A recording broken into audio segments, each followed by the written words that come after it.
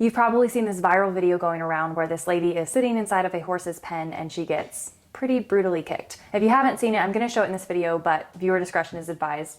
Like I said, it is pretty brutal. But the reason I wanted to talk about this is because there's people that are using this video as a way to spread nonsense in the horse world, and we already have enough nonsense in the horse world that we're trying to deal with. So I wanted to talk about some of the things that people are saying and bring a different perspective to this conversation. In case you haven't seen it, let's watch the video and we'll break it down.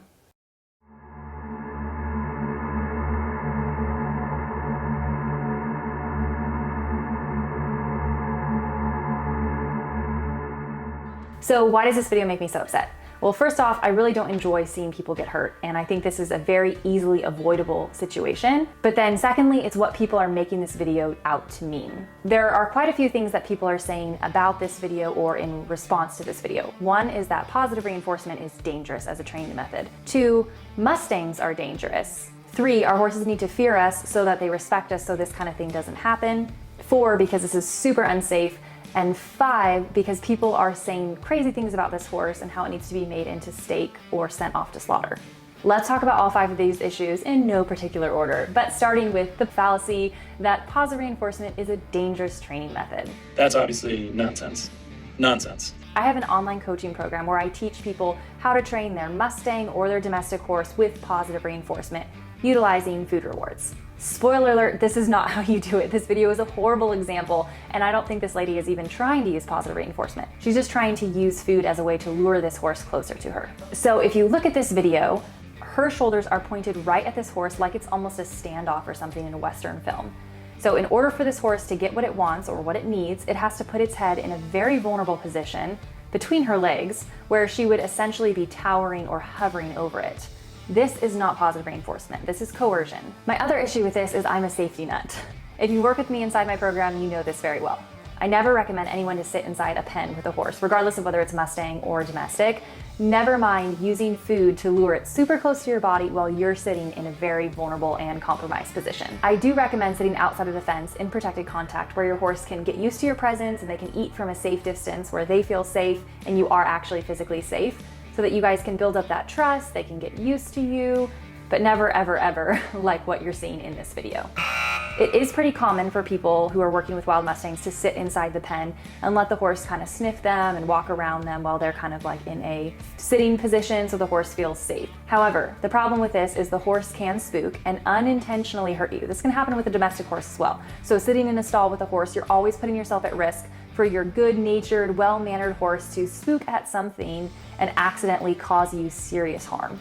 Have a lot of us done it? Yes, I've sat in a stall with Zara once she was gentled, but there's always that risk that something could happen, so it's best to just completely avoid it. Now, because horses don't often vocally communicate with us, it's super important, and I'm a big proponent of everyone learning how to read horses' body language, their stress signals, and their calming signals. In this video, the horse is screaming at this lady with her body language to get out of its space. She either doesn't understand horse body language or she just ignored it completely. If a horse moves its butt toward you or whips its butt around toward you, you need to move. But there were so many signs before that happened that this horse was telling her to get out of its space. Unfortunately, even in the horse world, even among famous world-class horse trainers, many people don't understand horse body language and facial expressions. A lot of people know the body language, the drive line, to be able to manipulate a horse's body to move, to stop, all those things, but they don't understand the horse's face, which is where they do most of their communicating. So their calming signals, their stress signals are all going to be on their face. I can't tell you the amount of times that I see people say, oh, this horse has such a soft eye, or this horse is so relaxed, and they're literally screaming. They're yelling with their facial expressions that they are not relaxed. Their nostrils, their eyelids, their chin, their ears, their cheek, everything is saying they're not relaxed, but maybe because they have their head low, people will think that they're relaxed. That's just not the case. But unfortunately, because of the way that we've painted horses and we've gotten used to them just throughout history, all of the statues show really crazy horses that are super stressed, and it's just the normal. And the reality is those horses were super stressed and we just didn't know it back then. But now that we do, I want to recommend an amazing book if you want to learn about horse behavior and just understanding your horse's communication and what those facial expressions mean. This book is a game changer. It's one of my favorites. Then there's this idea that the horse needs to be afraid of us or respect us so that they don't react in this way, which is just silly. The reason the horse acted out in the first place is because it was afraid. It was communicating this entire time all of these things, and the person did not respond, rather pressed in and touched the horse, which is the opposite of what it needed in that moment. So adding more fear to the equation is not going to help the situation at all.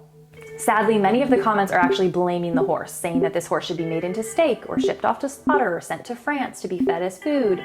If that was my horse, I would be teaching it a lesson, which we know that means beating it. Unfortunately, the horse is getting blamed when it's clearly the human's fault. In fact, I would wager that 99% of accidents like this, where someone's handling a horse and gets hurt, are all on the human.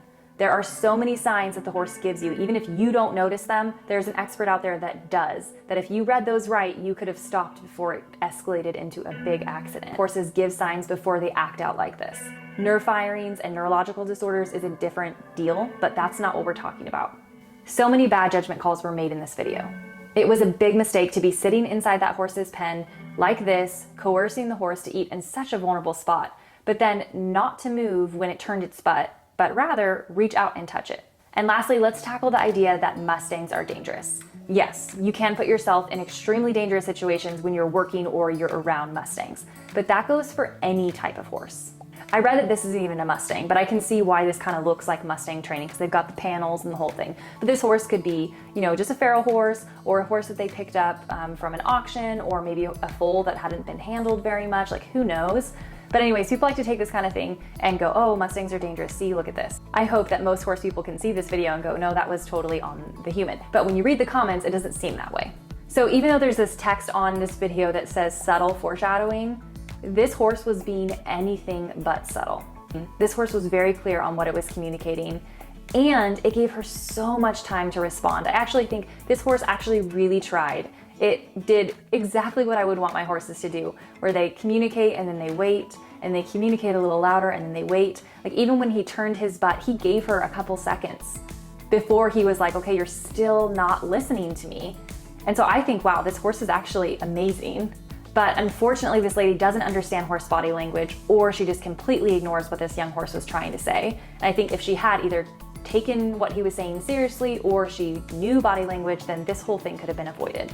Now, I really hope that this lady is okay and that she makes a full recovery, and I hope that this doesn't deter her from working with horses, but if she's still motivated to learn, that she learns about horse communication and body language. But I think this is a good opportunity for anyone who's interested in working with horses, or maybe you're already working around horses and you're seeing some unsafe behavior. Learn body language and facial expressions, and seriously, get that book. It's amazing. It will change how you view horses. If you're wanting to learn how to work with horses or Mustangs with positive reinforcement utilizing food rewards, go to my website in the description, positive.horse, and there's tons of information on there on how to get involved in one of my positive reinforcement coaching programs. Thank you guys so much for watching. Make sure that you stay safe out there, and please, please, please, for your sake and your horse's sake, learn how to understand what they're trying to say to you. I'll see you guys all in the next one.